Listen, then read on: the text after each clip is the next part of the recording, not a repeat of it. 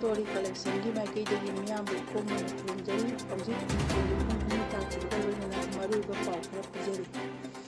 Cookie militant singna nongmei kapsinduna atek tourkkhre naga village guard NC na makhoi micam tar thaduna ba kuki da aroi matam thakre naga micam taru imi huni gi manungda sinagadabani manipur gi raj sabha gi member khambagi mikhan jun 31 da pangthulakani Chongtham Bijay Manipur Fruki Yaknabani Kukomi Sirabasu Hinglabasu Imung Manunda Sinako Kuki Jo Council Hauji Sandonam Haka Tana Pau Pajari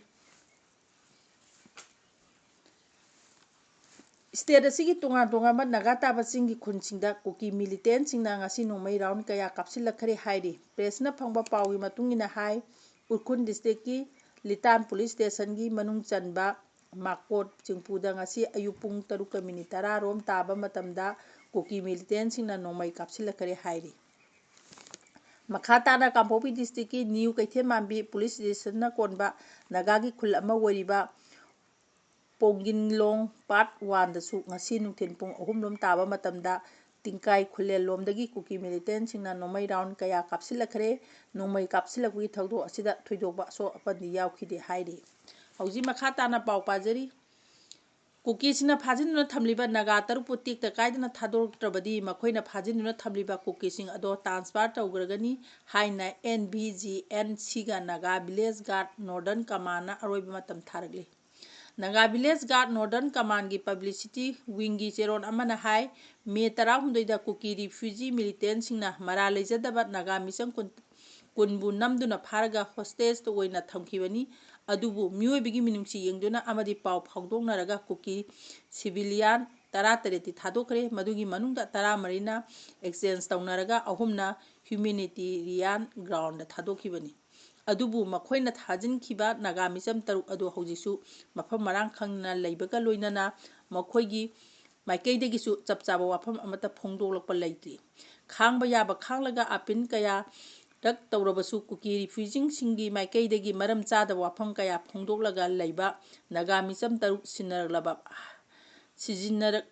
sijinnaraba hairagasu thawai sadana taptharaga mapung marei phadaba organization kaya amana mafam marang khangdaba waron kaya ama phongdolakpa asina miyamda muka hena khoisawhanba phawhalle hairi NVGL Sina condition amata thamdana naha hotels taru adu tekta kaidana thado haibagi aroiba ultimatum ACPD asigumba karigumba haribo wafam asida thabakta onthoktrabadi NVGN Sina hoji ekhoigi custody da lairiba Kuki sing adu soida ngamdanaba ngak seliba Toklaga makhatana command gi authority da tokpham thokpa thabak paikhananaba sinakhragani hairi phajinduna thamliba Kuki sing adu sinakhraba matungda matung lakpa wafam sing natraga naga civilian tarupu makhatana phajinduna thamlakpa adudagi tholakpa khudingmakki responsibility lauroi makhoibu tekta kaidana thado haibada yadana leiriba makhoibu responsibility laugadabani hairi naga miyangi oina karigumba soiba amasung aramba amata tawba leite naga sina khangba yaba khangduna miyoiba ama oina pungning phathaba yaba phatharaga lagli naga singna tumina leiriba asi asonbani natraga surrender tawbani haina lauroidabani naga gi micham tarapu mafam khangna leihaliba asida NVGN sina thamliba ultimatumda kanagumba amatana civil society organization religious institutions sing natraga mapangi group amatana masida ayepa pama pirakpa amata yaroi weregliba phibam asi naga tarupu hostage oina thamlakpa asida khangba ngamagi pangkhai lalakpaga loinana miyangi sentiment tagi wehelakpani apunbagi oiba naga miyangi sentiment adugi makha pona NVGN sina makha taba thabaksing chatharagani haiba wafam chumcheron asida thamlagli Hauji makhatana pau pajari Kampopi district ki Leilong Wafai village dagi Kuki militant singna phakiba nagagi micham taruki matangda haujiksu mari makhong khangba ngamde haina state ki home minister Govindas konthokjona phongdokhre NCC National Cadet Corps Imphana sinba NCC Act कप हौदोकपगी थौरमदा सरुक याखिबा यासकी चार्जसु पुरिबा home minister Govindas कोंथौजमना पाउमिसिंगी वाहंगी पाखुम पीदुना स्टेट असिदा इंग तपा अमसुंग इंग तंग तु पुरकनबगीदमक फाजिंदुना थमलिबा मिचमसिंग टेक्ता कायदना थादोकपियु हाइना आर्पिन तौखी मांगना हाइखी कुलकी खुलाई पाइबसिंगना लैलोंग वाफै विलेजदगी थासिगी 18 फाखिबा नगा मिचम तरुकी मतांगदा चपचाबा खंगदोकनबगीदमक सिक्युरिटी फोर्सना अमसुंग गवर्नमेंट एजेंसीसिंगना लेप्तना ऑपरेशन चथरी अदुबु हौजिक फावबा मिचम तरुकी मतांगदा मरी मखोंग अमता खंगबा ngamdri मखोइबु फाजिलिबासिंगना मियोइबगी मिनुंसी येंगदुना खुदकता थादोकपिरउ अखोई मियोइबा ngaktani मिनुंसी अमसुंग ngakpiba हाइबसिदा अखोइना थाजबा थमगदबनी करिगुम्बा वाखन तादबा लेरमलगसु मदु इंगना चिकना वारी सानदुना लोइसिनगदबनी मरम अदुना फाजिलिबा मिचमसिंग थिंथबा तौदना थादोकपियु हाइना गोविंदासना आर्पिन तौखी महांगना हाइ स्टेट असिदा उंखनबा असिना मरम ओइरगा हौजिक महांगना हाइ स्टेट असिदा उंखनबा असिना मरम ओइरगा हौजिक हाईवेदा गाड़ी चाटुक लोम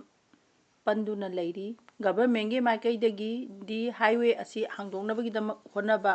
याबा होनरी यामना सेंसिटिव ओइबा मफमसिंगदा अकंगनबा सिक्युरिटी डिप्लॉय तौनबा फ्री मूवमेंट तौनबा होनबदा अरुबा अमा ओइहली मणिपुर गवर्नमेंटना तोंगांबा सिविल सोसाइटी कयागा खुसनरगा हाईवे हांगदोकहन्नबा अमसुंग इंगतपा हंजिलनबा होनरी हंदकता खुलाई लौखटपगी चथखिबा ऑपरेशन अदुगी मतांगदा मिनिस्टरना हाई स्टेट गवर्नमेंटना चथरिबा खुलाई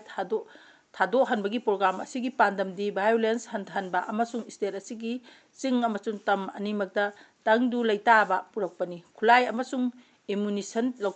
लौखटपा हाइबसे डिविगनाइजेशन की खोंथांग अमनी मसिगिदमक चिंग अमसुंग तम अनिमकता ऑपरेशन चथरी गवर्नमेंटना वायलेंस हंथहनदुना इंग तपा पुरनबा मखाताना होनखिगनी हाइनसु गोविंदासना फोंदोखी हौजिक मखाताना चोंगथाम बिजोयदा महांग मसाना त्रोंगलावगी मिहार अदु थिगतपदा फंगले हाइरिबा एविडेंसिंग अदु मियामदा फोंगना थमनबा थाकिबा नुमि मंगानिगी मतम अदु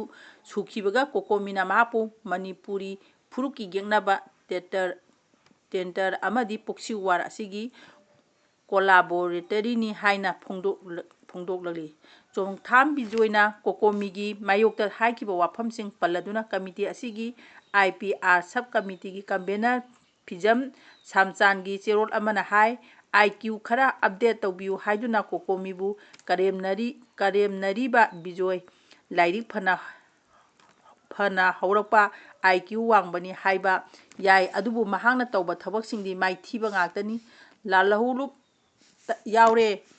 तौरे चही मंगा चते लालहौबा तोखरबा मतुंगदा सोशल वर्क CSO सु तौबिरमी मदुसु चही मंगा फादे तुंगदा मतम सांगना BJP दा यावदुना सीनियर स्पोर्ट्स पर्सन फावबा ओइरमले अदुबु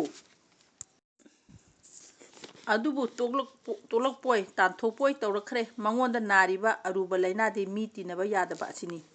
IQ की थाक वांगबा मीना इमोशनल इंटेलिजेंस कॉन्सेप्ट अमसुंग सोशल इंटेलिजेंस कॉन्सेप्ट वांगलबदे मी अदो तरुबा थबकता माई पाकल्ली मीना यागल्ली हारिबा कॉन्सेप्ट अनिसी नेमलबदी अयामना मी ओइगंदे बिजोयसु कॉन्सेप्ट अनिसी वांगमलबदी मसक नाइबा मी ओइरंगनी पामुबा ngamde हाइनसु चेरोल असिना पामुदबा ngamde हाइनसु चेरोल असिदा हाइरी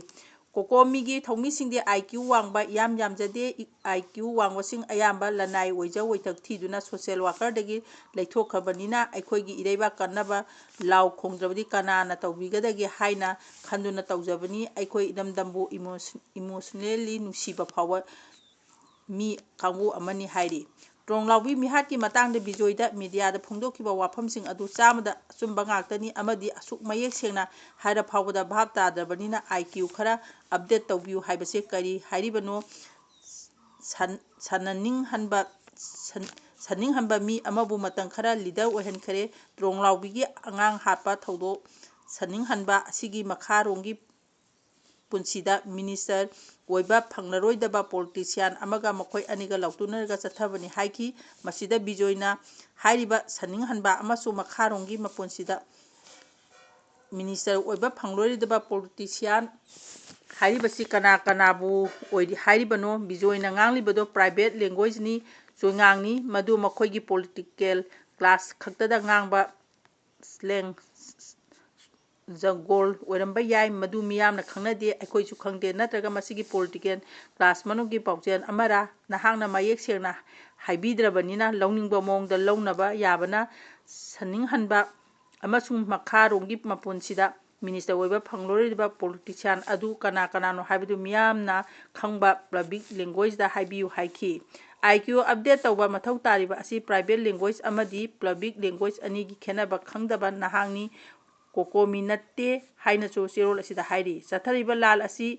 ꯃꯤ 300-400 ꯁꯤꯈ꯭ꯔꯦ, ꯃꯤ ꯀꯌꯥ ꯑꯃ ꯃꯥꯡꯂꯤ, ꯌꯨꯝ ꯀꯩ ꯃꯩ ꯊꯥꯈ꯭ꯔꯦ, ꯃꯤ 50,000 ꯍꯦꯟꯅ IDP ꯑꯣꯏꯔꯤ꯫ ꯍꯧꯖꯤꯛꯇꯤ ꯂꯥꯟ ꯑꯁꯤ ꯆꯤꯡꯗꯁꯨ ꯂꯥꯃꯩ ꯆꯥꯛꯄꯒꯨꯝ ꯁꯟꯗꯣꯔꯛꯂꯤ, ꯃꯤ ꯍꯥꯠꯅꯔꯤ, ꯌꯨꯝ ꯀꯩ ꯊꯥꯅꯔꯤ, ꯃꯤ ꯐꯥꯅꯔꯤ꯫ ꯏꯟꯗꯤꯌꯥꯅ ꯍꯟꯗꯣꯛꯇꯅꯕ ꯏꯟꯁꯤꯜꯂꯤ, ꯀꯨꯝꯃꯩ ꯌꯦꯡꯂꯤ, ꯃꯅꯤꯄꯨꯔꯒꯤ ꯂꯨꯆꯤꯡꯕꯁꯤꯡꯅ ꯍꯥꯏꯕ ꯏꯟꯕꯗ ꯂꯝꯖꯦꯜ ꯇꯥꯟꯅꯔꯤ,